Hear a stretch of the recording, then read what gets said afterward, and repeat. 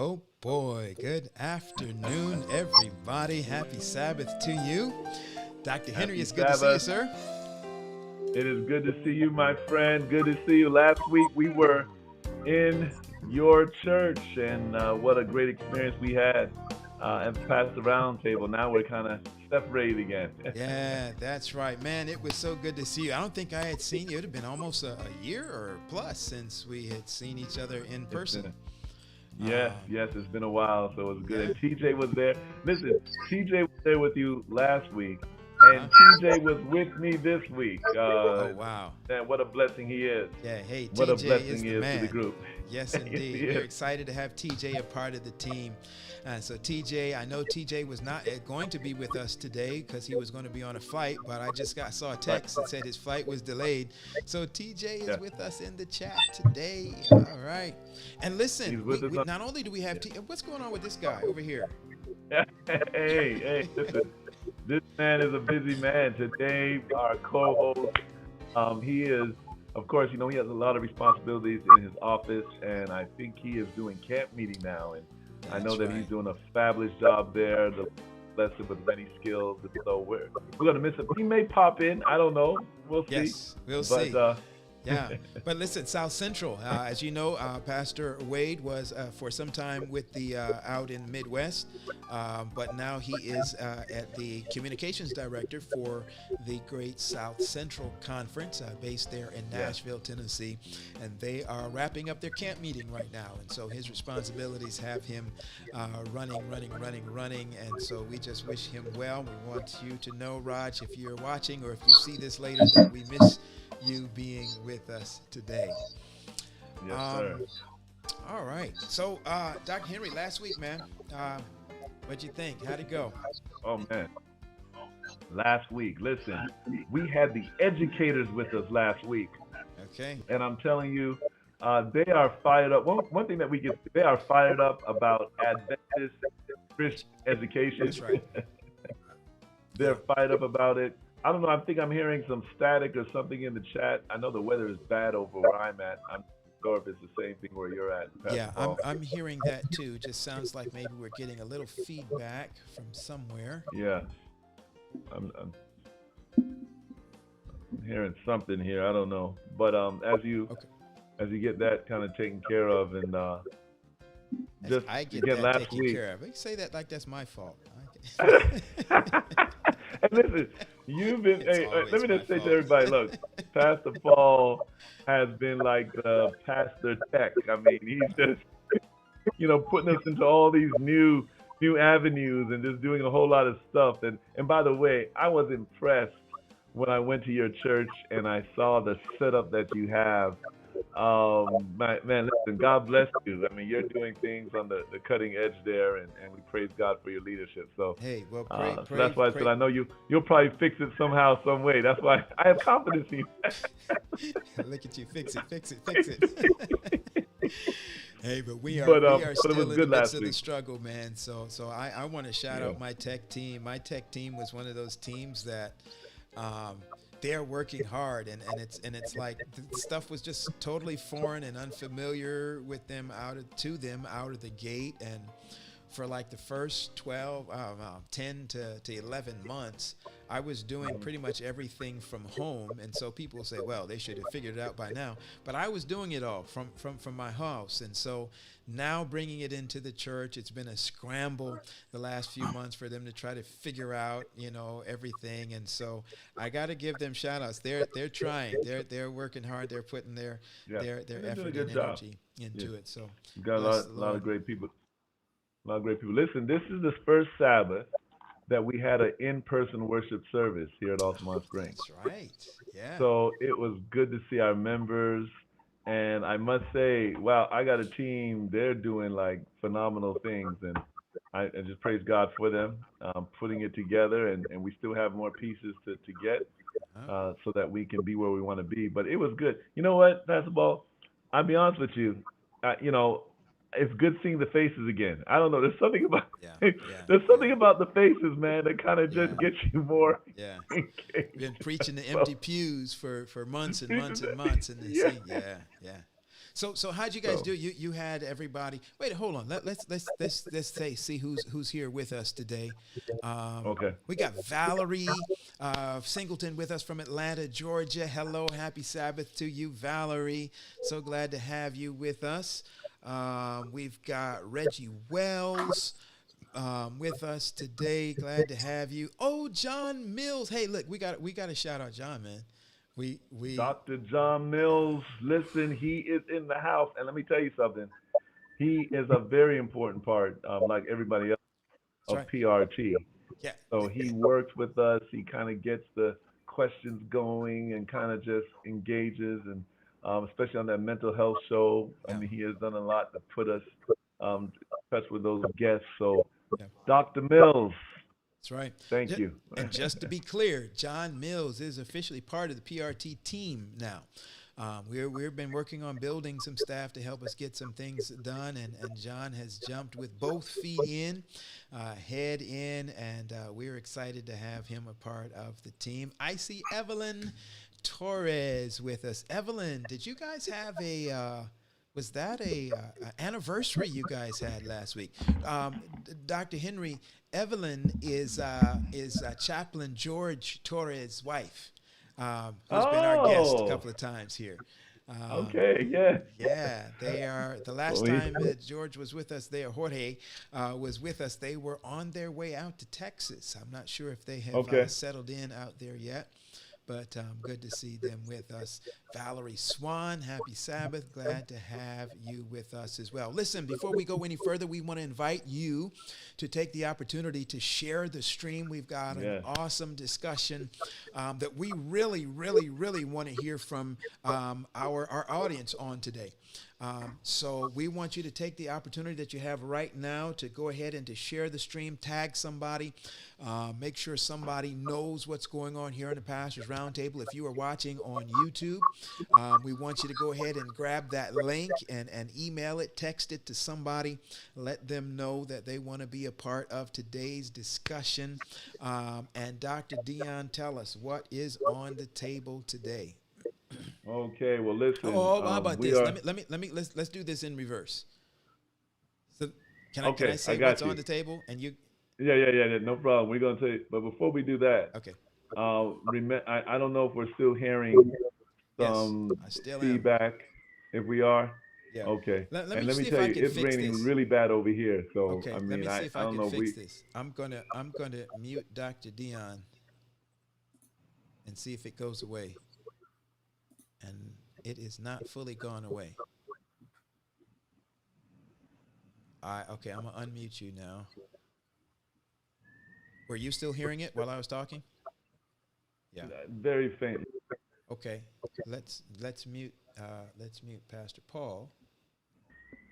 All right. Let's see. You're muted now.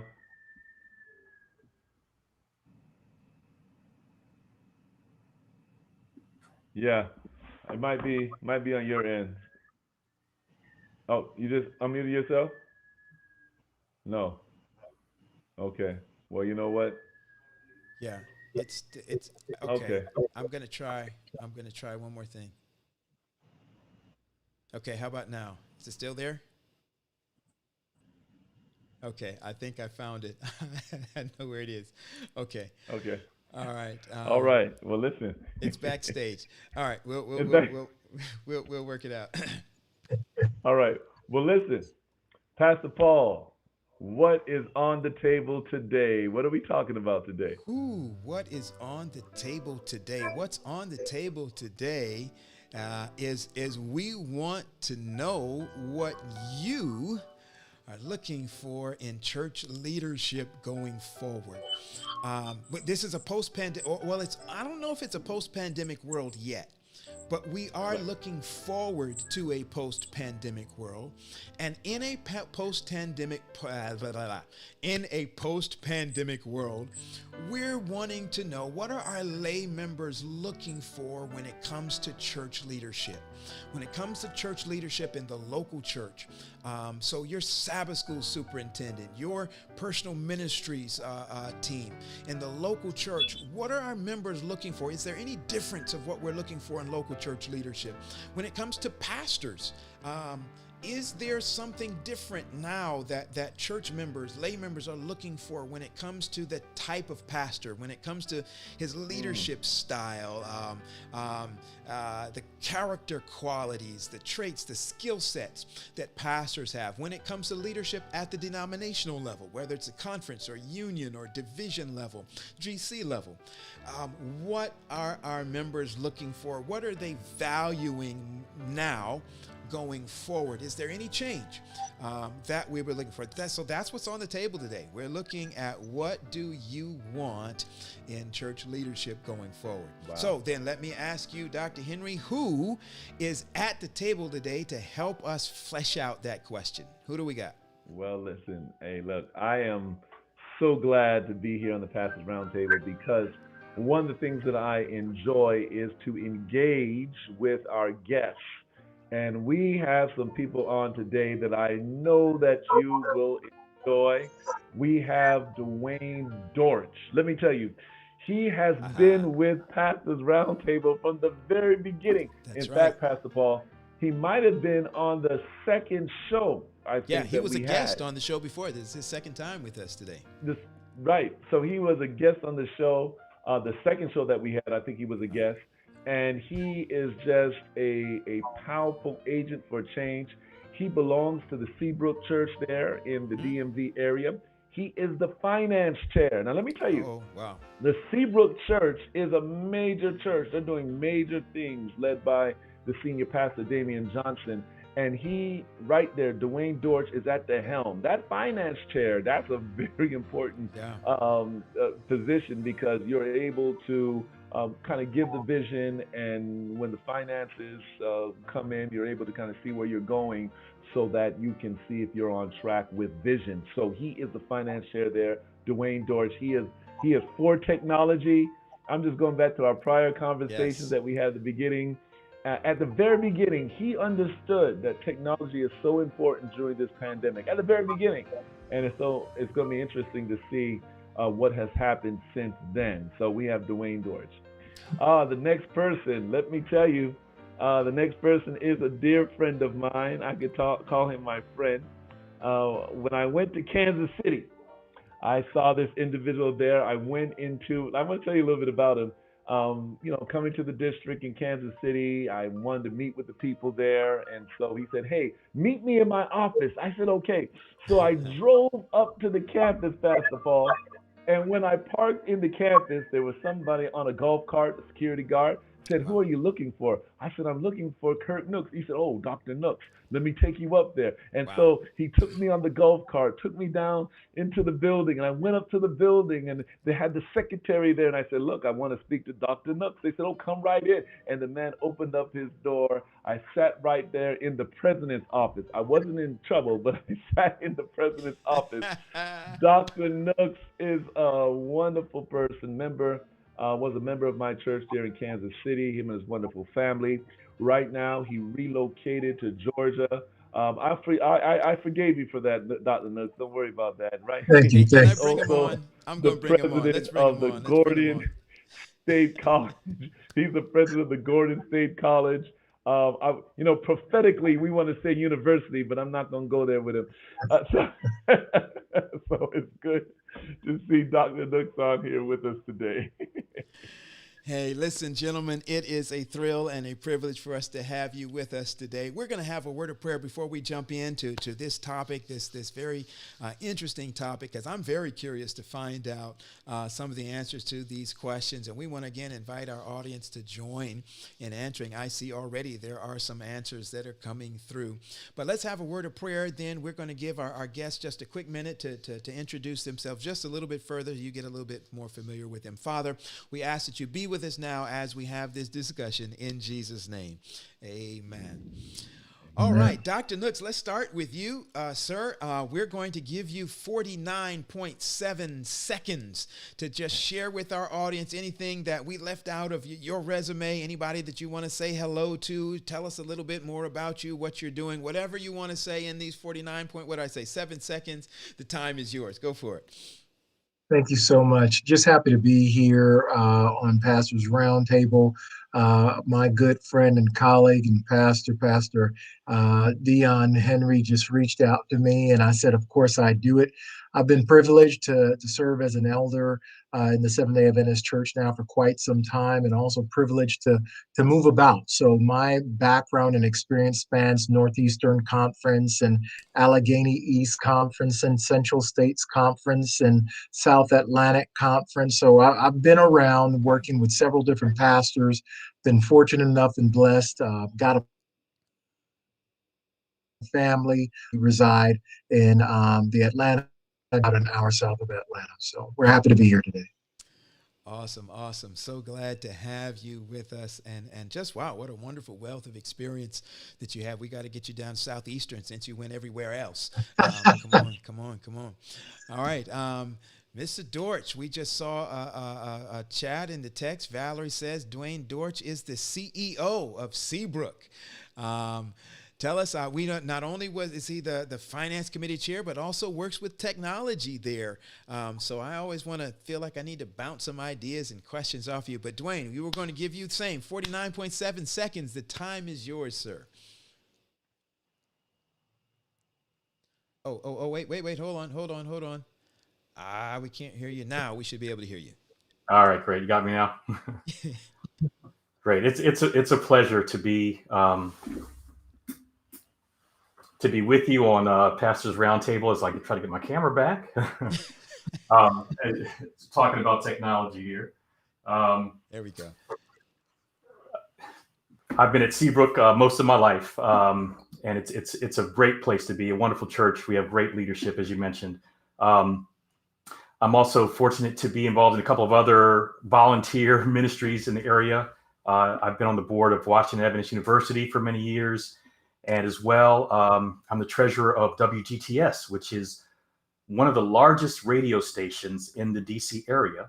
Oh, wow. It's an Adventist-owned station, and they are doing incredible ministry, particularly in this COVID period, really reaching people where they are, not proselytizing but just reaching people and meeting their needs at a very basic level. And I'm really excited about what we're doing there at WGTS. I make my living as a technology expert, work for an internet company. So kind of having everything go virtual with the start of this pandemic was really right up my alley. So fortunate to be able to help the church in that area. But since we're talking about the topic of church leadership and the future of church leadership, I need to shout out to my brothers, Pastor Paul, Pastor Wade, Pastor Henry, for this platform that you guys have created to get us all talking about ministry and how we can be more effective, both in this COVID period and beyond. I think you guys are just visionaries. The conversations that you've engaged week after week have been so meaningful and have really helped to move the needle in terms of the way that we think about ministry, the way that we can be more effective, the way that we utilize our resources to better reach, to serve our mission. So thank you, gentlemen, for what you have done and will continue to do. Oh, wow. That's awesome. Thank you so much. And we hope and pray that continues. So great stuff. All right, you guys ready? Everybody buckled up? Go. Dr. Henry, we're going to let you go. Take us All right, in, let's man. buckle up. Again, glad to have you gentlemen with us today. We want to jump right in. So look, we talking about leadership in the pandemic, and we've taken it from different sectors, different sides. Last week we dealt with education, but now we want to deal with the membership perspective. I'm talking about those who are volunteers, right, in the church. And so when you look at leadership in the conference, we went through this pandemic. How do you perceive the leadership in the? Now we don't want to point out one particular conference if there's some things that are negative, but just in the whole, when you look at this conference, when you look at this structure, this organization, the Adventist organization, how do you perceive the leadership in the pandemic? We'll start with anyone, Dorch, Brother Dorch, talk to us. Yeah, sure. So it's an interesting question. In fact, I reached out to when I learned the topic for today, I reached out to several friends who we often, pre-COVID, we would get together for lunch and talk about these kind of things. And I reached out to a handful of friends about these types of questions, and I got an answer that I thought was very disturbing. Most of my friends reported back that leadership from a conference and above level was kind of a black box, kind of a mystery. There really doesn't seem to be a connection between the members in the pews and the conference leadership.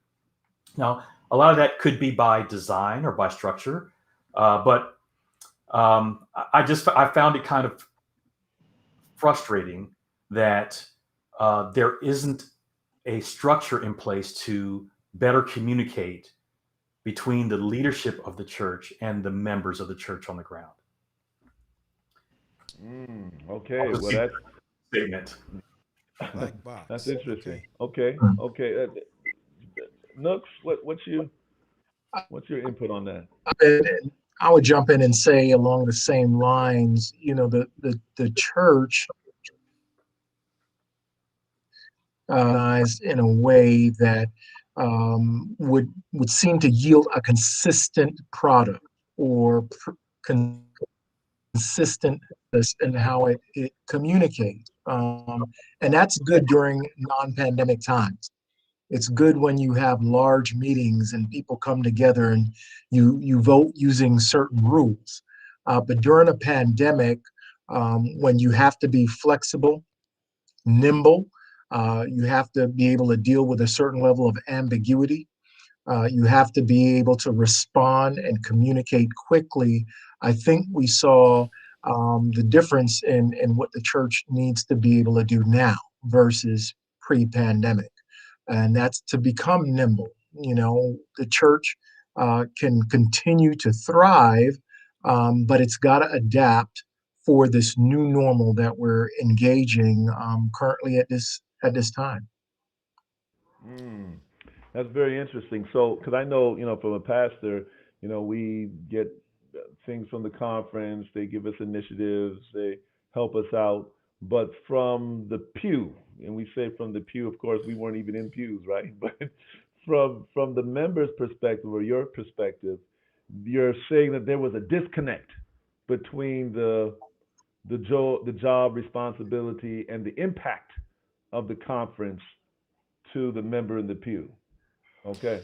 I have a follow-up to that, Dr. Henry. Yeah.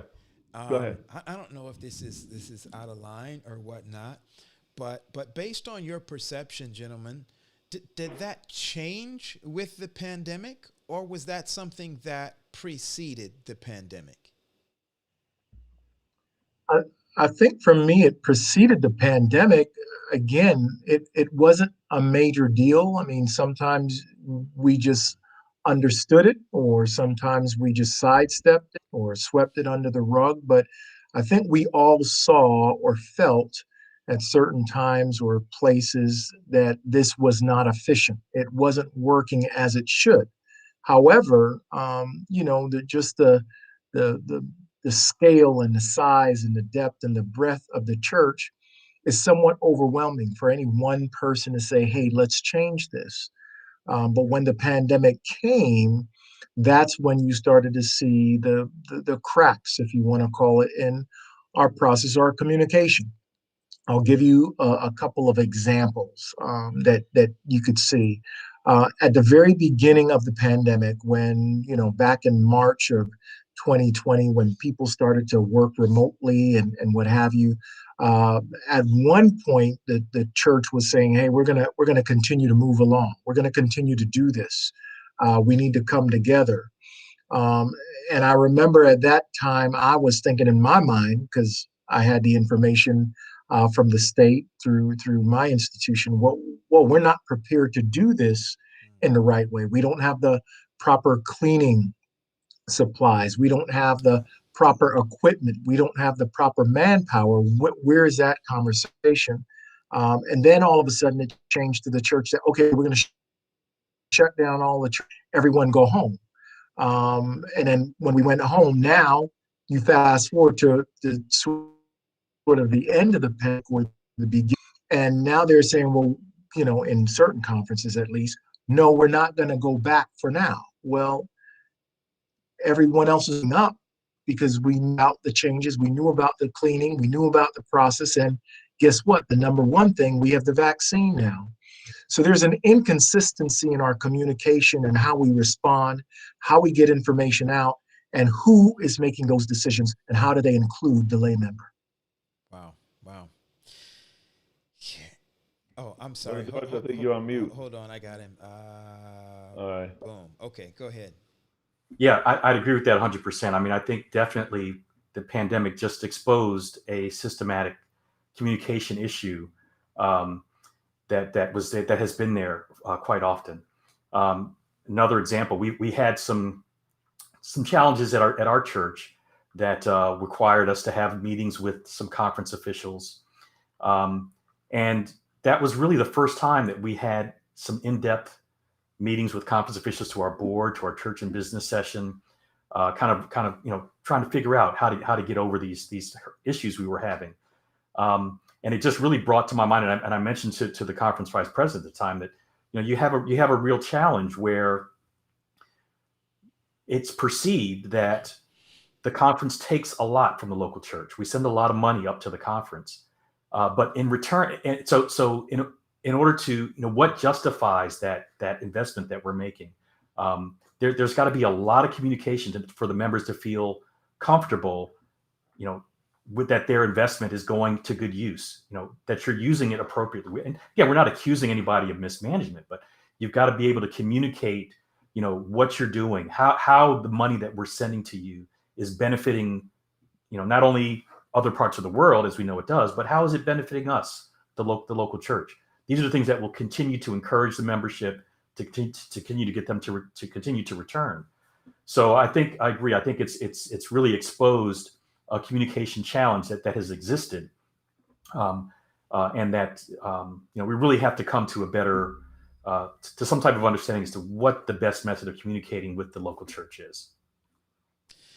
Yeah. And I also, if I can jump in there quickly, this just hit me. It's one thing when the church is communicating something, if you want to call it, or Bible-based, where you have individuals who went to Oakwood, who went to Andrews to study and to understand and provide enlightenment to the lay membership. But what happens when you have a global pandemic where where pastors in general did not go to school to learn about a pandemic, but you have lay members did go to school, they're epidemiologists or they're researchers or they're other individuals with this knowledge, but you're not even asking the layman. It's the conference leadership who's getting together to make decisions, but it's on a topic they probably know very little about, or leveraging the expertise again in their congregation. Yeah, Dr. Henry, I was going to ask you about that same thing, because the reality is this: there's not a single pastor that I know or course that I know that trains pastors to be conference administrators. Doesn't exist that I'm aware of, anyway. At least not within the Adventist church. So we've got personnel who are leading our conferences, but we're almost, it's like we're doing the best that we can. And like nobody has been literally trained to take on these roles. Now, granted, pandemic was brand new for everybody, right? There's nobody who was, prepared, all of that stuff. So there is that little elbow room. But some of this sounds like is it's a communication thing more so than a knowing what to do thing. Good. All right. So let's shift. Are we ready to, Dr. Henry? Can I go to the next one? Okay. Let's this shift. is a similar question, but it's just geared towards a different in a different way.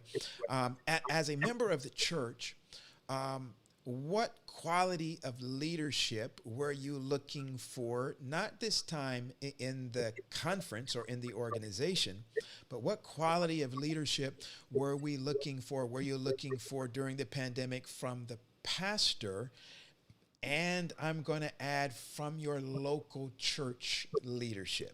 So your elders, your ministry departments, what were you expecting? What were you hoping for? Now I know that both of you probably were that person in some of the roles that you play, but what do you think was the expectation from our members, for pastors during the pandemic, and for local church leadership during the pandemic? Yeah, I think for me, it boils down to one core concept, and that's a double downing on mission. What is our mission as a church, and what activities are we doing that support that mission? So, as we look to the end of this pandemic and go back into worship, I personally have a hard time going back to church as normal, because we've learned so much in this pandemic. The one thing that from our experience at Seabrook, we there's so much that we can do without. There's so much of the things that we do as a church that are just, they're cultural. They may have some reference in biblical, some biblical reference, but are they really activities that are forcing us to focus on our mission? And if our mission is to reach our neighbors, to serve our neighbors, to invite them into relationship with Jesus, what are our activities doing that emphasize that mission? So from a leadership perspective, I think what I saw from our leaders is a refocus on that mission. And let's even remotely, let's focus all our efforts on things that we can do to help our neighborhood that are struggling with the same pandemic that we are. So from our perspective, I saw our leadership really focus all of our financial resources, the limited building resources that we had access to, all of our online ministry resources towards that goal. And I know for us, we will continue that in that direction. A lot of the things that we used to do, we're not going to pick up anymore. We're going to continue moving forward with that type of focus. So to me, the pandemic really helped us to refocus on our mission and to align the church leaders, the elders, the other departmental leaders with that mission, and using our resources to accomplish that mission, because the other things we can't do anymore, right? So. I would agree. I would throw in two or three more thoughts on that. One would just be a level of transparency. Have an answer to, let's go ahead and be upfront with that. I think sometimes, again, explain away certain things that just don't make any sense. And example, I know some conferences decided to hold on, their constituency meetings. And when that happened, they said, well, we can't do it because we can't get together. Well, we just finished having a global camp meeting, and I know a number that moved around, and I know how to use Zoom now, and there's so many technologies available. So we can't do this one simple thing versus trying to make people believe you can't do it. And then now other conferences have started doing. How can we be just transparent in why should we, or what it's going to take to do something? So that's one. Remote is another key part, as Brother Dorch mentioned. We're talking about the technology needs are going to be evolving. They're going to be changing the platforms. I mean, even what we're doing today, I'm not aware on how to use some technology, but other people are. And how can we be nimble to get ahead of the curve and be ready for whatever this new normal is going to be? And the last one I would throw out there is to be collaborative, to bring together of expertise in certain areas when the church body has a gift. How can we leverage those gifts so everyone can be involved and it's not a top-down scenario? So these are things, again, that I've got to use in my profession every single day that I'm held accountable for. And I'm sure on some good did it well, and on some other days I did not do it as well. But we should be willing to learn from that now so that we can incorporate a lot of those lessons moving. Wow, that was some good stuff. I want to see if I can recount them. For some folk, it might be. I heard being transparent, being collaborative, some of the expectations that people had of both pastors and, I'm assuming, and of the other lay leaders in the church. I would want to reemphasize that collaborative point. That's important. And it zoomed to the top.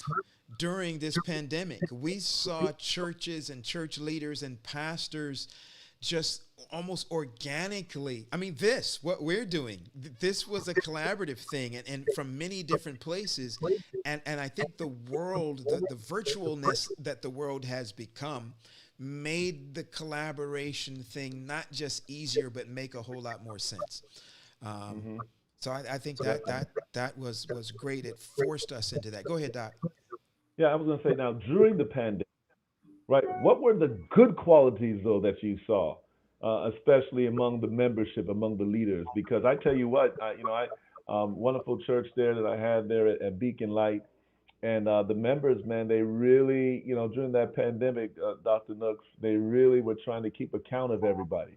So we had people calling folk and doing some things. I came here to Altamont Springs, and wow, they started a prayer line, like it was 40 days, and then the 40 days wasn't enough, and then there was 80 days, and it just kept on going. So a lot of great things, I think, have emerged out of the pandemic. What were some of the positive things that you saw, the leadership models that you saw that just thrived during the pandemic, and maybe highlighting some of those can encourage, some of us, right? Yeah, no, most definitely. Our pastor where I'm at in Bethany, Macon, Georgia, Pastor Boswell was phenomenal. I mean, he preached every week. He came to the church, and he was a steady and calm voice. We got together on regular intervals. We instituted a nightly prayer call. So every night at 7:15. As a church family, we get on, and we're still doing it now. Every night at 7:15, we get on the call together. We started something we call Family Connect, and every Sabbath afternoon, in fact, some of our folks are probably on this program today, because every Sabbath at 4:00, we get together and we check in as a church family and just find out how each other are doing, and we give a thought. We still have prayer meeting virtually. Again, those are some of the positives. We try to think about ministry in new and different ways. We invested in technology that we probably weren't going to invest in as quickly or readily, but we were able to do that with some of the cost savings, if you want to call it, pandemic, that you weren't running all of the lights, so you didn't have the water bills or what have you at the church. So the Lord blessed us, and some of us are more connected. And I say this because, as you all probably know, some people did not connect as much, and that's something else we need to look for in the future. But on a positive note, group work that we did was very impactful and powerful. Our investments in technology and our ability to come out of this now saying we know the work needs to be accomplished in a new and different way, and that's what we're focused on now. Wow. Yeah, I would agree with that as well. At Seabrook, we've implemented something that we call growth groups. Not a unique concept. We certainly didn't invent it, but it's something we've been doing for maybe 5 or 6 years now. We've grown, and these are small groups, 10 to 15 people to get together once a week over an 8-week period to have Bible study. So we basically replaced our Wednesday prayer meeting with these growth groups that would happen before the pandemic in someone's home or at the church. Every night of the week, there was something going on. since we had this structure in place already, thanks to our discipleship pastor, Pastor Munoz, some of you guys may know him. The leadership doubled down on this growth group concept to the point where over the past year, we had over 30 different sessions, 30 different growth groups that are happening. Wow. Wow. Our enrollment we have almost 500 people enrolled in growth groups throughout the week. So we had a 50% increase in our growth group enrollment over the pandemic, resulting in 33 baptisms over the past year. So we've had more baptisms during the pandemic year than we've had in any other year that I can remember. Whoa. Okay, whoa. I gotta pump those brakes right quick. Okay, wait. Hallelujah. So, okay, wait a minute. So, Come on, Will. how many growth groups were there again? This semester that's just starting now. We're starting a new semester this week. I think we have about 30 different groups that are 30 different groups. They're about 10 to 15 members per group. Is that? That's right. And they meet for 8 weeks at a time. 8 weeks at a time. 8 weeks 1 at a hour time. per week. And you've had, out of those groups, you said how many baptisms during the pandemic? 33 baptisms so far over the past year. Just from the growth groups. From the growth groups and this type of and we talk about discipleship. This is how discipleship works. You get people, hey, you invite your friends. It's an easy format. You were on Zoom or we're at our house back before the pandemic. Yes. It's an easy way to connect with people. So there was, wait a minute, okay, I got. So there was, there was no tent meeting. No, you didn't have to rent a hall. How about advertisement? You send out What about ads, bringing in a speaker? You didn't have to pay to bring in a speaker and Bible workers. No musicians. No musicians. Stop it. Oh wow. So, what was be nimble. Yeah. Evangelism budget? Be nimble. Wow. Yeah. So I mean, again, I just applaud the leadership of our church because they put this program in place before the pandemic. So we had a system, we had a cadence for people to connect and to feel, involved in the church, and it's just escalated throughout the pandemic. Yeah. Let me ask a question here. Talking about the pandemic, talk about what was done during the pandemic that looked successful. I'm gonna pose this question to Dr. Nooks here. And Duane Dorch, you all been in church a long time. You know how the system works. You know the nominating committee. We have several different offices that's been going on for years. We have these departments for years. We've just been having them, and sometimes they're not even in use, but we have them because that's what we do. What are some of the offices that you would say need to probably be reshaped? Maybe some departments that we have in the church that need to be merged. What would you say? I know it's off script, but I want to get, when we get the opinions of those who volunteer in the service of God, sometimes we will get a transparent answer. An answer. No one could fire you, really. Right? So, what are some of those offices that you would say, hey, they probably need to merge, maybe refocus? Let's talk. Okay, we on mute. Okay, can you hear me? Yes, I can hear you now. Yes. Oh, okay. Some thought about which ones to merge. I do think, though, that there are probably a couple that we need to talk through in terms of establishing. So this whole notion of a chief technology officer for the church, or someone with that single point of view to help leverage the technology. What are the technology needs of the church? How do we go about that in a seamless platform? We don't want everyone going off, well, I want to use Zoom, you want to use Skype, you want to use Teams. How do we do this as a church? What's the best platform?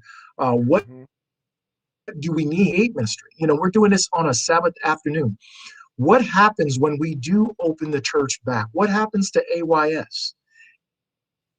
is there a mixed AYS in this sort of formatting that you can, again, reach more people who probably live more than 30 minutes away from your home? We, after service, when you go home to get back in the car, come back 30 minutes, what does that look like? And then how do we include everyone within the church to ease of use? So I would think that churches need to rethink, and who would that be, or what would that role be, and how important will it be, if you want to call it the minister of music. Right now, that minister of music role is really key, or another role. But I think this merge over time as one of the key roles in the church. Mm. What you say, Mr. Dorch? How you looking Yeah, I at mean, I ministry don't know. involved? I Yeah. saw Valerie told me not to get in Yeah, trouble with this somebody answer. told So, him to be careful. I saw that. and I've been looking to get fired from some of my jobs for a long time. So I'm happy to get fired. But my friend Leslie Bridges looks at it this way: um, if your ministry, if the activities of your ministry, if the money you spend in your ministry are serving church members, I think we need to question the validity of that ministry, as opposed to functioning in your mission, which is to outreach to others. I kind of mentioned this in the cultural comments that I made at the beginning. I think a lot of our activities are country club activities. Wow. And there's nothing wrong with socialization and getting together and having that family. But if that's all we're doing, and if that's what we're spending our budget, for couples ministry or singles ministry or whatever it is, and we're not fulfilling the mission of reaching out to those that don't have this family, this love, this message, we're missing the point. So, and again, that's one of the things that we're trying to reevaluate as we go into a budget season for post-COVID. What is this ministry doing to reach our mission of evangelism? See, the devil's trying to cut me off here. They found you. They found you. No, so yeah. Go ahead. I don't know that there's any one thing that needs to go, but I think everything needs to be reevaluated with that lens. And I agree with Dr. Nooks in that there's some new things that we need to add. There needs to be a social media ministry. A lot of, and you want to get your teens, you want to get your young people involved. They know Facebook, they know IG, they know all the platforms. Get them involved yeah. Some of the young folks say, we don't know Facebook. Facebook is for old folks. Right. They don't know Facebook. We know TikTok, though. We know some of the other stuff.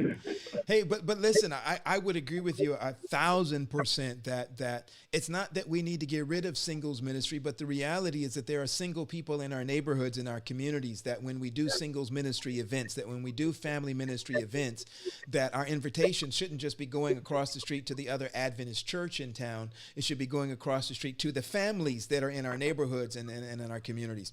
And so those are tweaks to things that we already have that can just make mission move from the back burner to the forefront. I agree with you 1,000% on that.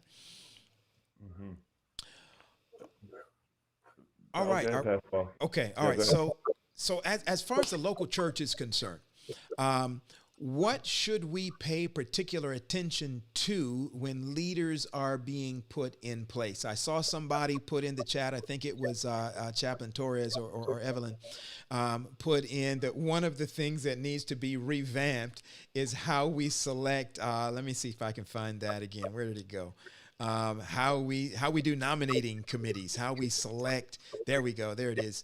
The process and procedures of nominating committees needs to be revisited and revised.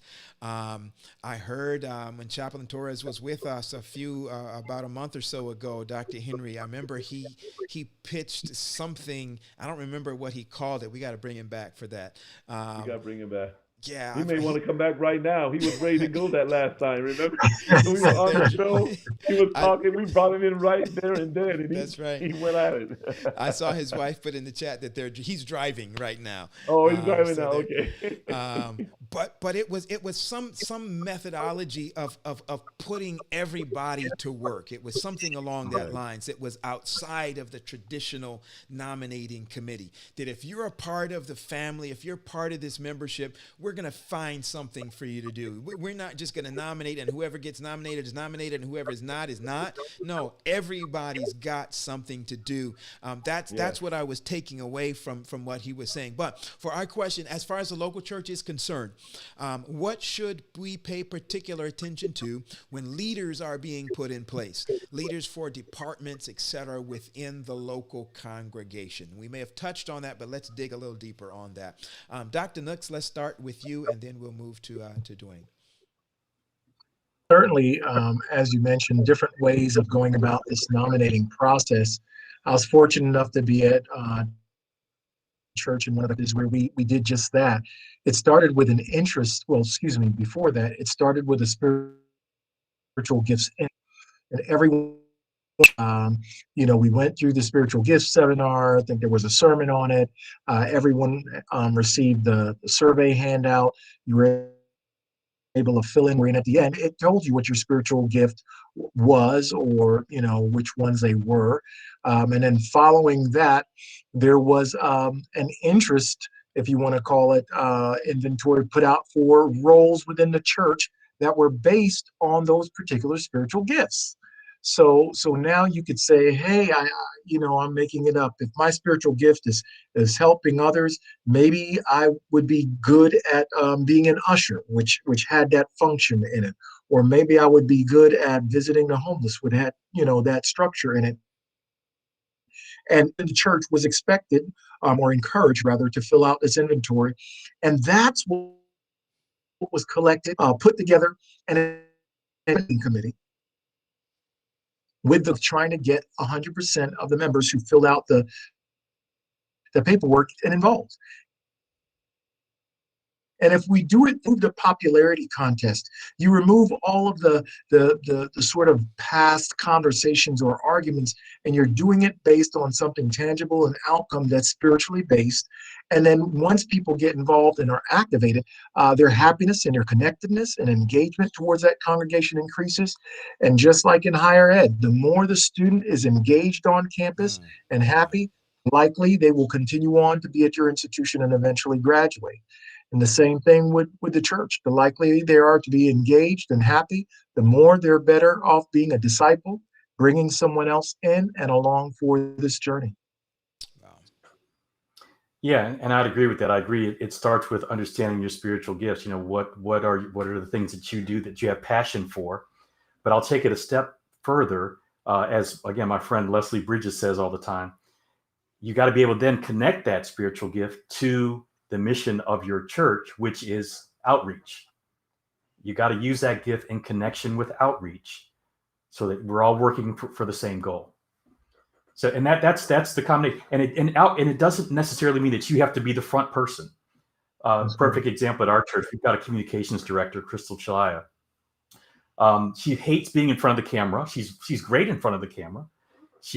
But the work that she does behind the scenes in terms of all of our graphics work, all of our promotional work, we couldn't do what we do without that type of involvement, that type of giftedness that's used to accomplish the mission.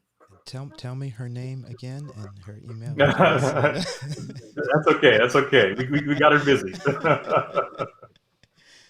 Yeah. Wow.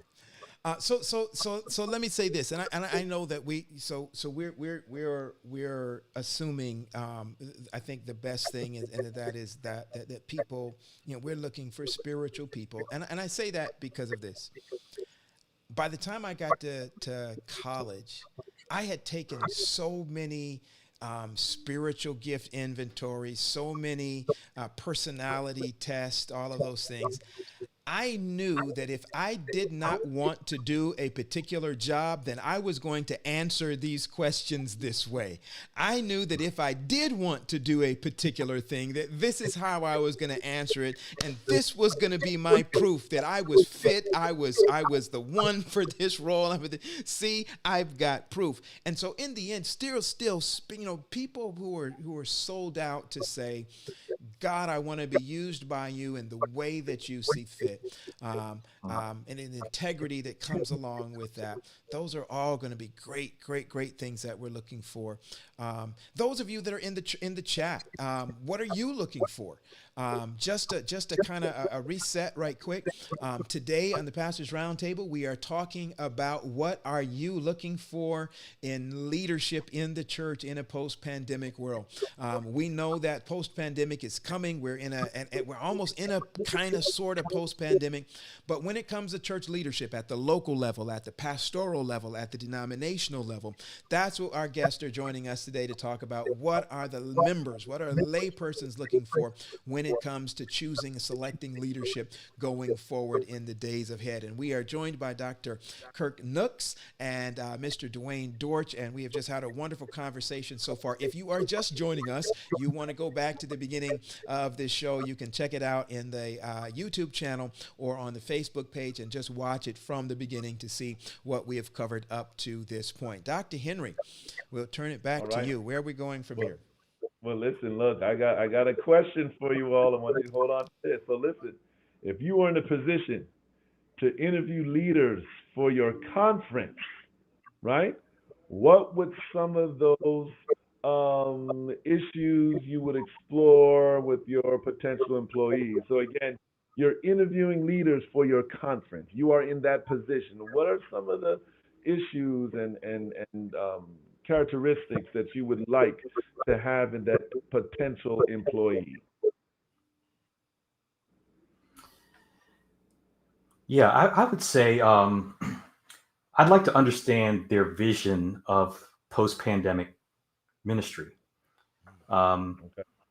I was so we're fortunate to have a new conference president here in our conference that is a former pastor of the Seabrook Church, and we're just very happy, proud of him, Pastor Charles Tapp. I was in a meeting with him a few years ago, and he was asking the question, why are we still investing in churches? Why are we still investing in church buildings? At this point, he's a pastor of a large local church, and his question was very shocking to the people that were in the audience, which were mainly church leaders. Why are we investing millions of dollars in these buildings when the youth are not impressed with buildings? We're losing our younger generation. They're not coming to buildings. They don't like our church service formats, right? Would we be better served putting this money in things that are going to engage the younger generation? They're influenced by being helpful to the community. They want community outreach projects. They want things they can get their hands dirty and get involved with. Maybe that's what we should be spending our money with. So I'm encouraged by Pastor Tapp now being our conference president and looking forward to the kind of things he's going to do. But I say that to say I think I understand his vision and where he wants to take ministry in the future. So that I would want to know from a prospective conference leader, is it church as usual? What is your vision for how we're going to accomplish our mission post pandemic? I'm going to go take us a little off script here. How do you find that out? So you've got a conference constituency meeting coming up. How does a constituent or a delegate to a conference constituency meeting, how do you get to ask that question? How do you find the answer to that question? Ask your pastor. But what if you're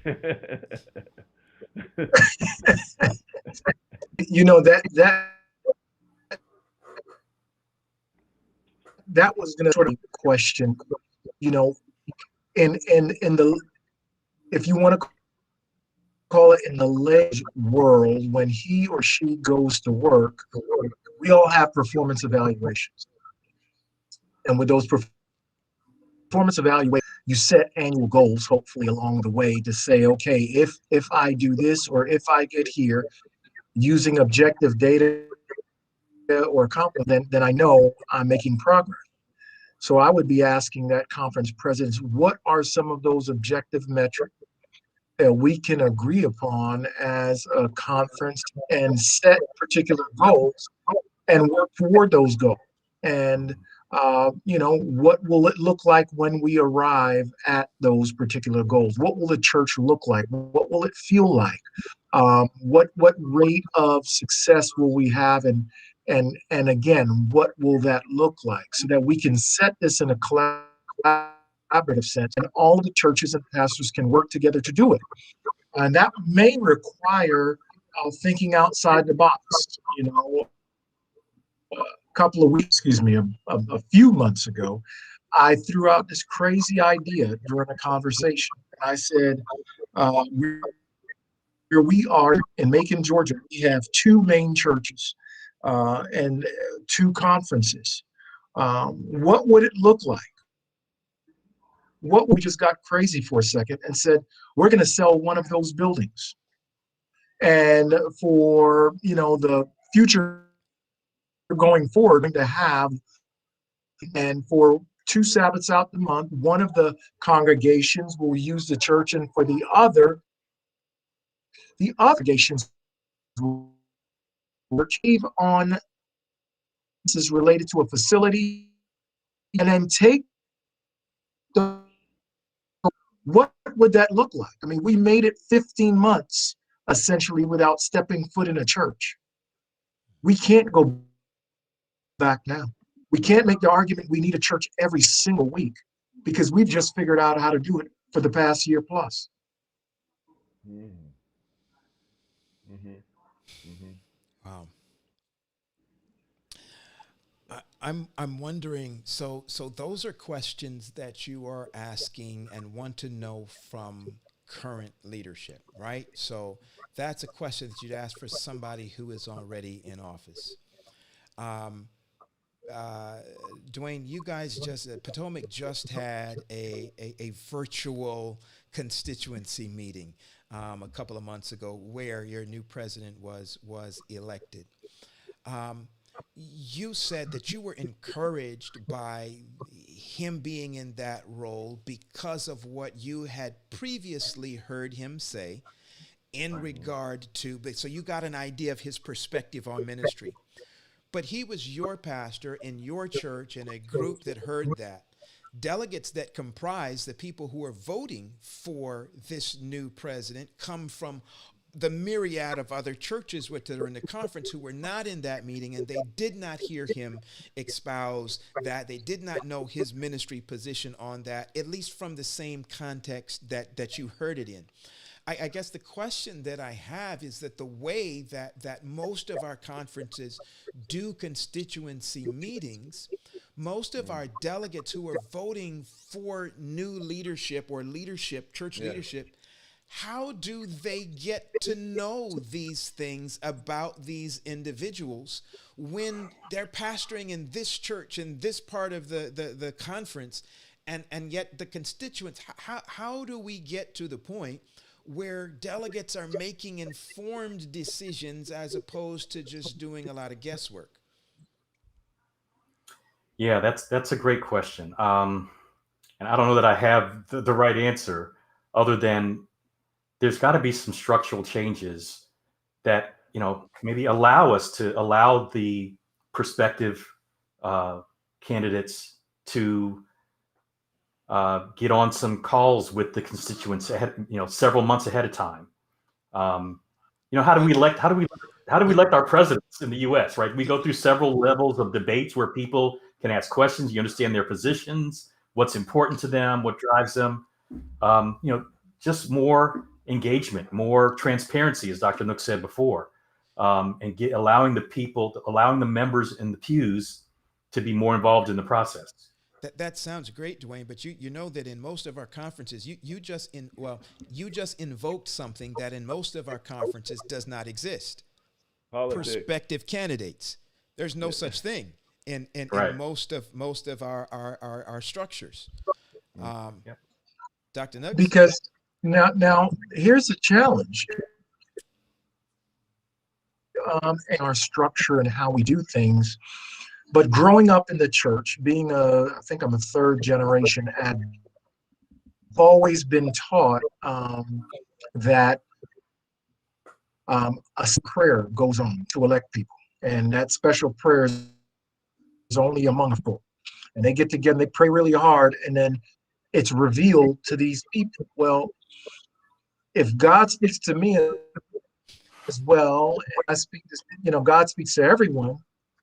If indeed we have the information, then allow God to use the body of people. So if there are two or three people who are willing to serve in this role, they're willing to serve. So again, we're trying to take the politics out of it, but I'm willing to serve as president if you would have me.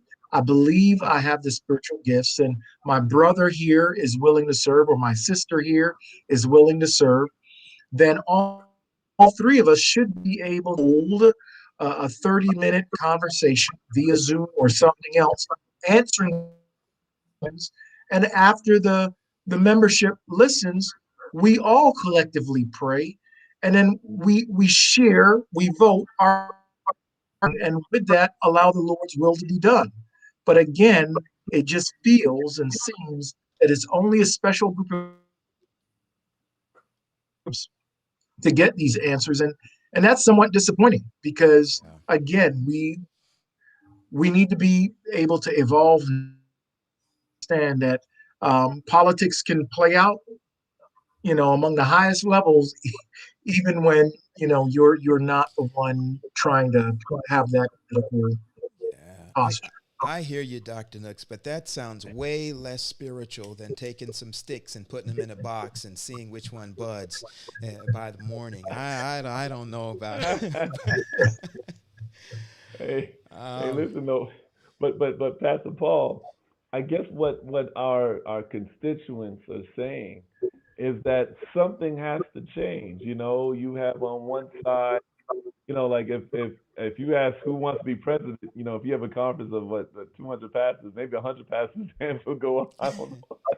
That's a lot of candidates, right? But something has to change, right? Something has to change so that we can at least know, from what I'm hearing from our membership and even pastors, so we at least know who, what the vision is, instead of being in the seat and then now we learn the vision. I think that's kind of, um, challenging at times because the vision of the person in the seat may not be the vision of the people in the pews, right? So, so something has to. So let me ask you this: in our organization, and I may be going off a little bit here, and we'll probably come on back. We have several levels of our organization, and we've had several shows on these different levels of organization. We have the union, well, actually the conference, the union, and then general conference, and the division is the general conference operating on that area of the world. During the pandemic, and this might be related to the last question, but during the pandemic, we talked about leadership in the conference, that the collaboration in some of the conferences. Of course, some conferences did well. You know what I mean? Some conferences were able to probably uh, reach over that gap and really communicate with the members. But as far as like the union, as far as the division, what impact do those other areas of administration have on your local church during the pandemic? Did they have any impact as far as you know? There might have been some things that they've done where, you didn't know, that helped the church.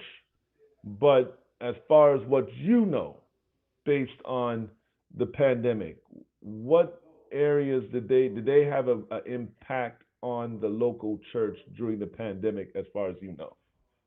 Union, division, general conference. To be fair, um,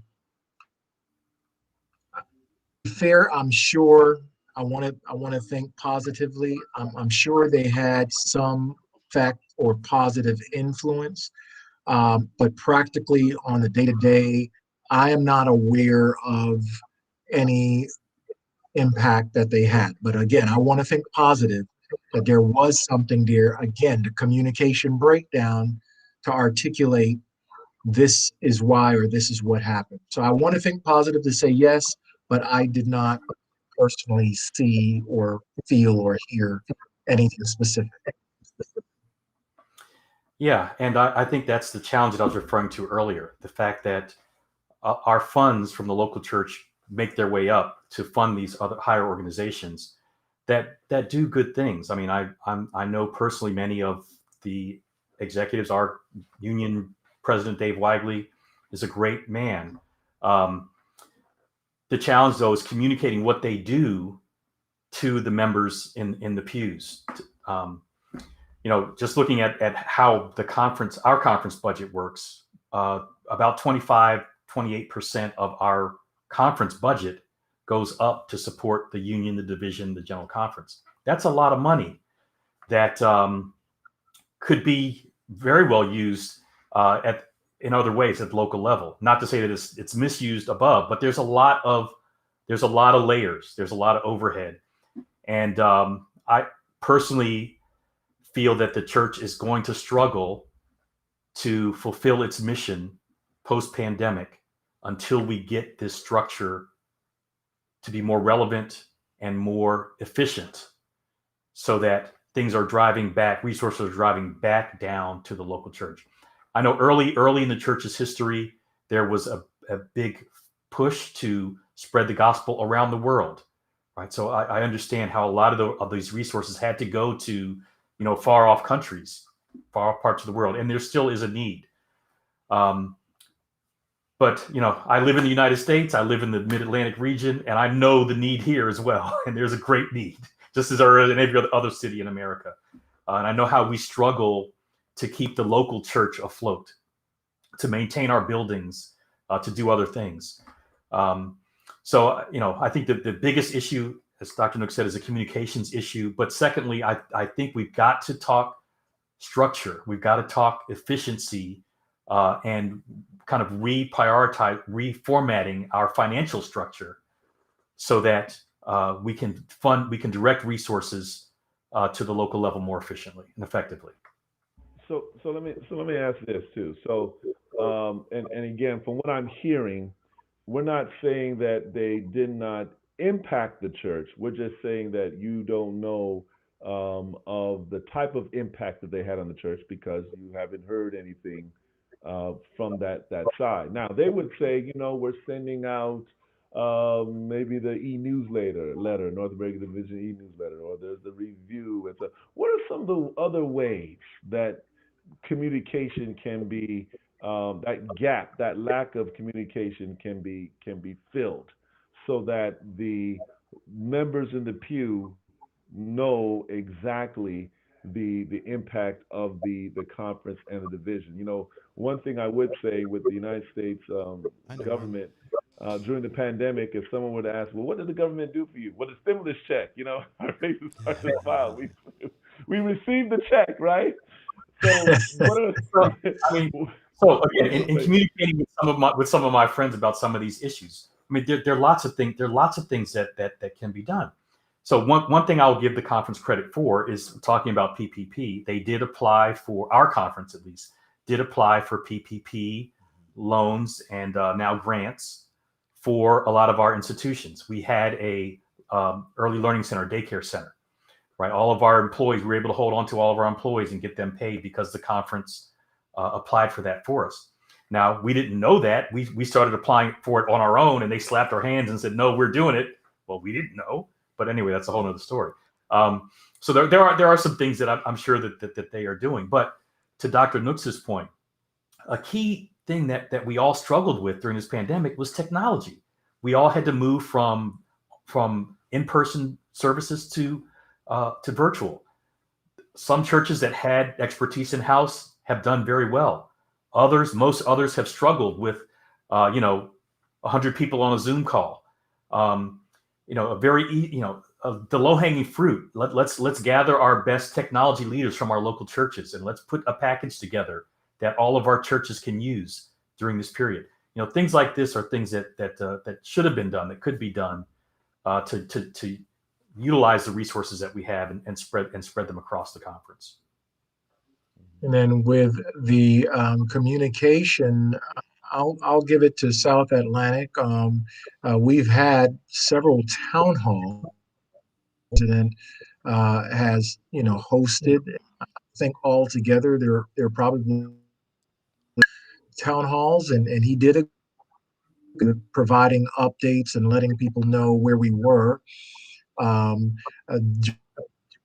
They also, the conference provides to certain families who were in need. They just needed to fill out an application. Now, if that was done in association with the Southern Union or the NAD, then again, we were not aware of it. It just came from our conference office. So it should have been made a bit clearer.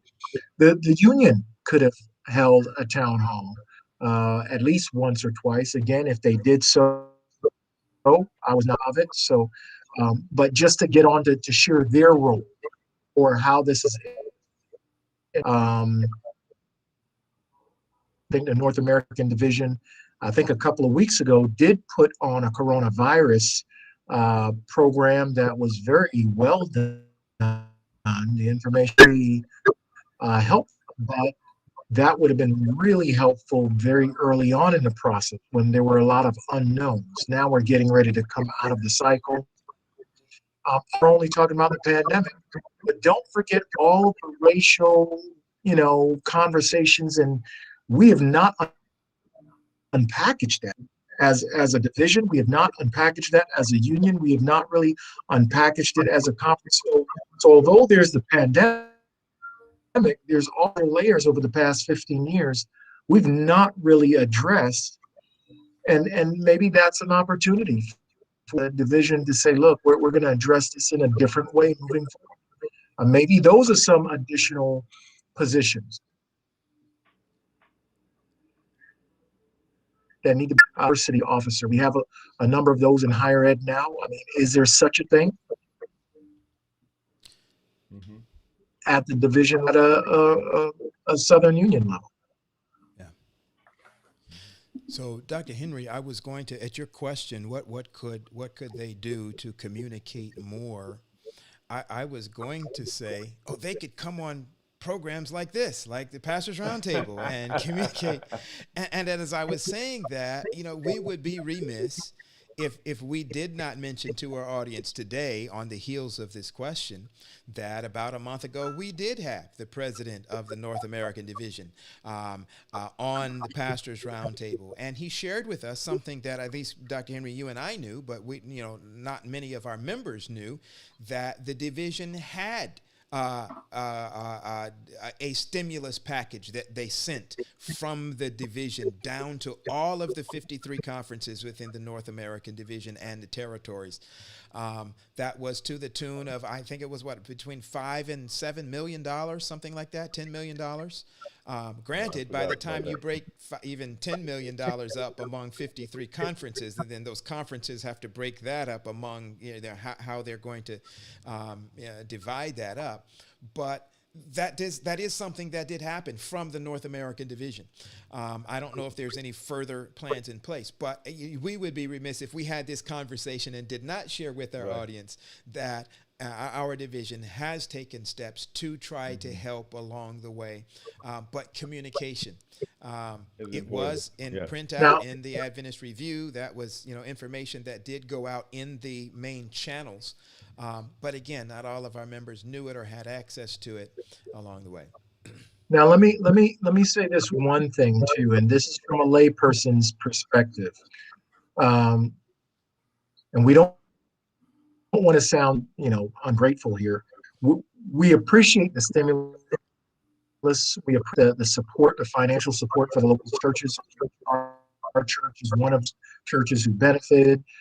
So we're grateful for it, but we don't want to get this too sideways. The money did up. So if the money went up and all it did was come back down in a different form, again, we're grateful for it. But the bigger question for me as a layperson is, how do we bring forward, period? So the money doesn't necessarily have to go up to that level so that it can stay local Wow. and money is done at the local level. So I want to be careful. We're thankful Right. it came back down, Wow. Yeah. but why did it take a pandemic for it to come back down? Mhm.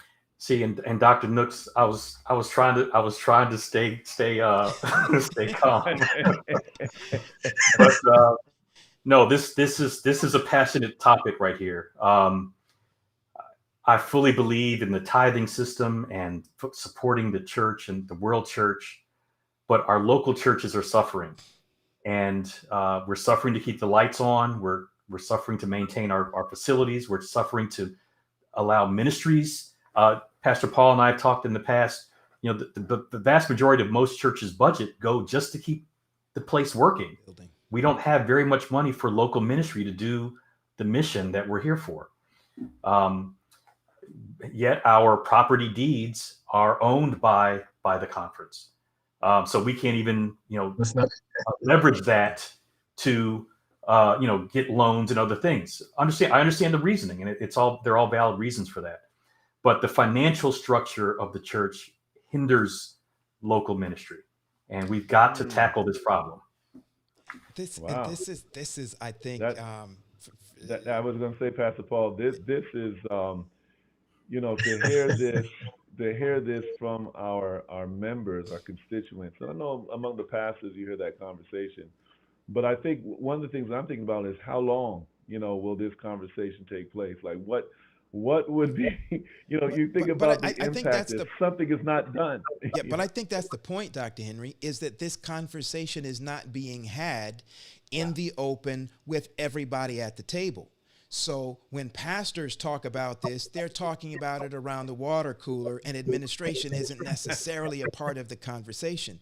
When laypersons are talking about it, their pastor might not be in the midst, but they're talking about it, or maybe their pastor is, but it doesn't go. Everybody's not at the table. So again, in context like this, in one of our previous seasons, we had the treasurer of the North American division, the treasurer of the Florida Conference. We had the treasurer of one of our unions come and sit with us. And here's some of the information that was shared, that most of the churches, when you send money up, most of the churches are getting more money coming back down than they are sending up. Now, Seabrook is going to be in a different lane because Seabrook is Seabrook. That's Seabrook. But the majority of our churches, when you take into account the salary that is being paid to the pastor, the benefits that are being paid to a pastor, and a church like mine where I've got teachers and principal, the conference is actually putting way more money back into my church than my church is sending up. But again, that's not visible and at the surface. So when there's a hole in the roof, or there's something, we want money for, and I'm like, well, we're not getting it. But people don't realize that the conference, and like in my situation, conference is putting 4 or 5 times more money back down into this local church than what is being sent up. And if everybody's not at the table when we have these conversations, then points of little facts or details like that get overlooked, and people get angry and upset because this isn't happening. But everybody's got to be at the table to be able to have these conversations rather than just having them in isolated pockets here and there. Right. I don't Now, know how we let me- facilitate that, but that's got Yeah. to be key. Well, let me jump in here and say this. I think that in a lot of conversations that we've had, I think the general agreement is that there got to be a way to keep more money at the local church. I mean, that's what I'm hearing. I mean, even among administrators, here in the Florida Conference, we have a phenomenal treasurer. And I have to admit, I mean, the way that they have supported this church, I see I see the benefit of the conference big time. I'm Isn't not she a gonna lie member to you. of your I mean, church? Isn't that way? Hold up. but hey, listen. We've seen the conference help big time, and we've seen conferences try to. Even when I was in Central State, the conference, they really tried to help the church in any way, shape, or form. I mean, whatever they can do. So I do have to vouch for the conferences there. But what I'm saying, Pastor Paul, is that again, the majority, again, in my conversations with administration, with pastors, is that they want to keep more money down here at the local church. I mean, that's what they want to do. Like presidents are saying, "Hey, more money." Like we had a show, and I think it was Alec Briner wanted to say, "Hey, look, the local church is where it's happening." So that conversation is happening. However, how do we restructure? Is there a need now to restructure how we flow these resources? Is there a time now to say, let's evaluate the departments within our conferences and our unions and our divisions and refocus them and see if that's needed? Maybe money can be saved. Hey, during this pandemic, it showed us we saved a lot of money in the church because there's a lot of things we weren't doing. I Where's mean, it at? Sabbath school Where's it lessons. at? We were looking we were doing it digital. Digital Sabbath school lessons now. Not a lot of people wanted a hard copy, right? So I think we got to go through it and really look at where we are and see if we get more money in the local church to help people. A simple solution that my treasurer friend Leslie Bridges says all the time: just have the conference pay the church back tithe. Just give us 10% tithe back to the local church. That would help. All right. Well, and again, I have to throw this in there too. Back to my point that I was making, not just everybody being at the table, but Duane, something that you mentioned earlier, and I think Dr. Nooks, you mentioned as well, transparency. Yeah. We don't know what our conference's liabilities are. Who knows what's so we think that there's all this money up there, but in reality, without the transparency, we just don't know. At your local church, when you come to board meeting, there's a financial report. You see what comes in, you see what goes out. We don't get that from a conference level. We don't know what comes in and what goes out. From a division level or a union level, we don't, as constituents, as members, even as pastors, we don't see that information. So that puts me in a position to think and to assume that there is all of this excess there. So then why can't I get a piece of that back here? If there is the transparency, then it may show, there is something that makes sense for it to come here. Or I might see that, even though I want it here, the reality is it's not really there, or there's some things that need to be shifted and juggled and tweaked in order to be able to make it possible. And the reality, again, somebody mentioned it in the chat, I think some of you guys mentioned it, that sometimes when that transparency exists, there's going to be skill levels in the pews, among our that are going to be able to help us come up with ideas and designs and structures that may more accurately fit the context in which we're doing ministry right now. And I must say, to that transparency point, I think Potomac Conference has done a really good job of being transparent, at least at a high level, of giving us a feel for where the financial situation. But to your point, I think it's more, hey, let's have some input on how these allocations are being assigned. Do we really need to send 30% of our 30% up to the higher levels? Do we need to spend so much on administrative activities or other things? So.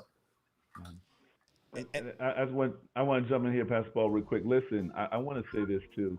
As a small church, when you're in a small church, when we say small church, I mean, people have a different definition, but I was in a small church in my mind. We just given 5,000, 7,000 a month, 2,000, 3,000, and we were able to do some things because of the conference. You talk about your evangelistic meeting. And you also talk about even purchasing property. They didn't use our finances per se, but they used the conference's finances, right? That at that time made us look a little strong. Well, not a little stronger, a lot stronger than what we were. And that will help us to get property and get some different things. So hey, watch it. So especially when you start out small, the conference makes a big difference, right? Sure. And on top of that, with the hiring process, that they have a full-time pastor there or whatever. So the conference is very important. I would just say that in principle, I think that our structure is good, like in principle, right? where it's the strong helps the weak, right? The principle of our structure is good. I'm just saying now that we need to evaluate some of the fact that has that has grown from this structure. Eliminate the fact. Let's go back to the principle. The principle is powerful. We see the impact of the principle. That's why we have churches all over this world, because of the principle. But let's eliminate the fact so that we can see more ministry happening, especially in our local area. Yeah. Yeah, yeah, and we agreed the same exact thing. So again, for me, it would just be trust the lay members that we can handle the information. Trust the lay members that we want what's best for the church, just like everyone else. You'll hear the vast majority of us say, not going anywhere, to tear anything down. We're just trying to make sure everything is sustainable moving forward, and let us help to the best of our abilities. All right. Well, listen, that music is playing. Our time is up. We're a little bit past, but listen, I want to give you a chance, both of our guests, to give us top two things that you're looking for in leaders. You can just name 2 character traits or 2 leadership traits that you're looking for in leaders in a post-pandemic world. I know we just throw this on you, so I'm going to filibuster for another second here or 2 while you get those 2 things together. 2 things. Who wants to go first? Top 2 things that you're looking for in leaders going forward, church leadership going forward in a post-pandemic world. I'm going to go ahead. They were ready. No, I would simply say, number 1, just commitment to the mission of the church. I think we have a common mission that you got to be committed and bought into that mission, and everything else falls into that. Obviously, you have to have the traits, the talents to lead people, to have people buy into your vision, but those are my. Awesome. Dr. Nooks. And I'm gonna just throw out to, again, collaborative. There's so many talented individuals within the church membership. Leverage those talents, and you'll get a lot farther as a leader. And then I would say also, going forward, it's time to be courageous, and you're going to do it in a respectful way, but whatever requires something different. And just because you are willing to think differently and be open to new and different ideas doesn't mean you're turning your back on the church. You might be the voice the church needs to move things forward. Awesome. Great stuff. Listen, we are just been so privileged to have both of you with us today. Your contribution to this conversation has been huge, and eye-opening and enlightening. It is not often that clergy gets to hear in this type of a context. And Dr. Henry, I'm thinking we ought to do this type of a show more often. Yes, we want to hear. We want to hear from the members, man. We want to hear from these faithful members. By the way, I want to tell you. It's not only, when I was in Kansas City, Kirk Nooks was the man was great, but his wife was just a hard-working member. The family, listen, we definitely appreciate you, Doc, and God bless you, man, in your ministry. And Brother Duane Dorch, again, man, I just go back to that first conversation there, man, a couple of months, a year ago, and how excited you were about the program, and then the valuable input that you had when you were on the show, and to see that you're still doing ministry strong, man, it's a blessing. So we're looking forward to see what great things are to see the church. Tell my friend, Pastor Damian Johnson, I said hello. You have an awesome pastor. Absolutely. And listen, we know that you guys took time out, and I don't know if you have any interest in our audience contacting you or talking to you or asking you more questions about what they may have heard you contribute today. But if there is any desire, we're welcome. If you want to share an email address or I don't know, a cell phone number, I don't know, whatever it is, that they can find out or reach out to you.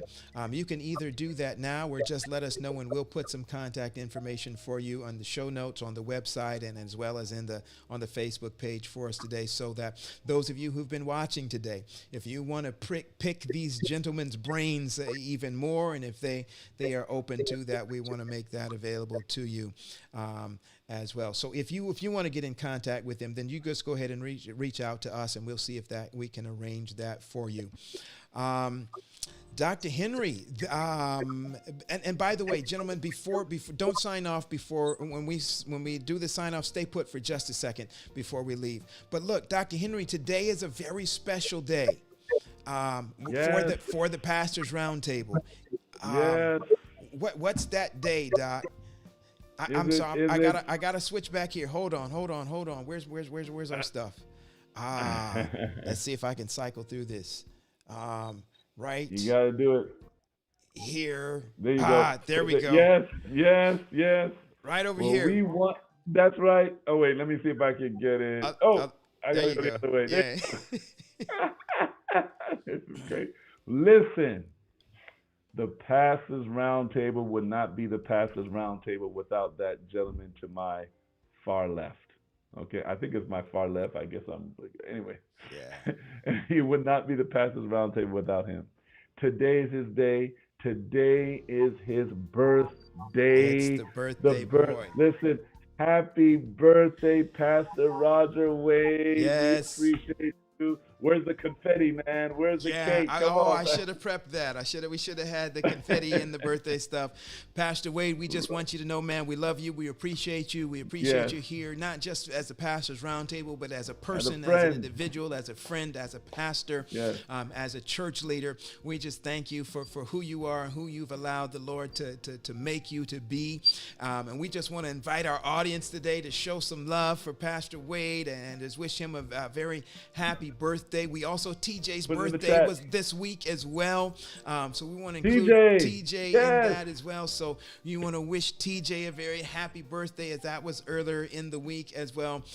So just show some love out there in the chat. Hit him up on his Facebook page and just wish him a very happy birthday.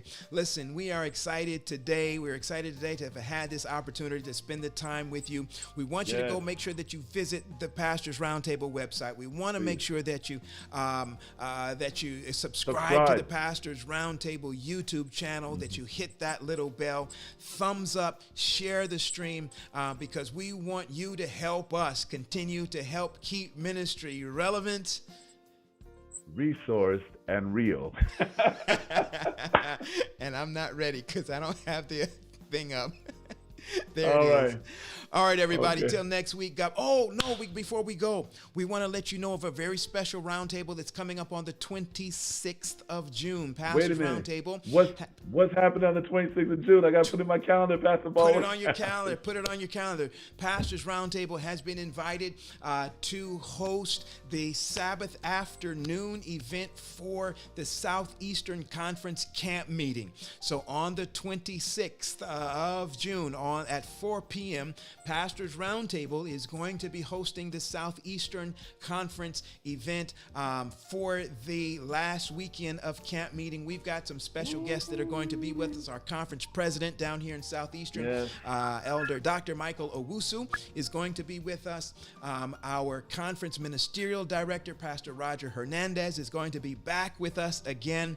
And our union president, Dr. Henry Ron Smith, Dr. Ron Smith. Yeah, Dr. listen, Ron we're going to have a Smith. good time.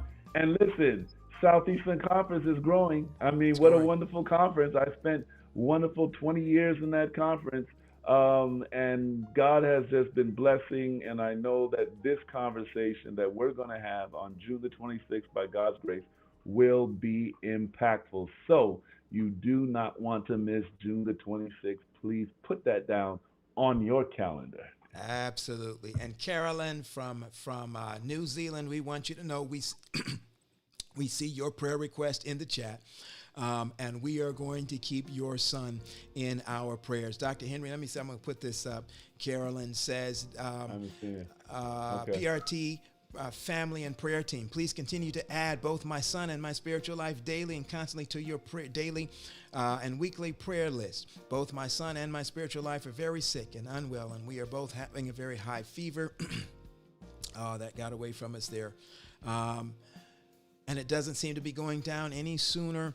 On daily, constantly, mentally, physically, emotionally, spiritually, to be strong in your mighty power. Listen, Carolyn, we want to just pray for you as we close today. Father, we thank you so much for your power, that you are able to hear, to able to see. Not only are you able to hear and see our circumstances, but you're able to do something about it. And so we would ask that in this moment that you would move on behalf of Carolyn and her son. You see every circumstance. You know everything that is going on with that family. And so, Father, please move on their behalf. Let them know beyond a shadow of a doubt that you love them, that you care for them, and that you are able to heal and to restore. Give them a picture of Jesus that makes them daily, moment by moment, fall deeply and madly and passionately in love with you. We commit them into your hands and into your care, for we ask it in Jesus' name. Amen and amen. God bless you, everybody. We will see you again on next week. Take care. Amen. God bless.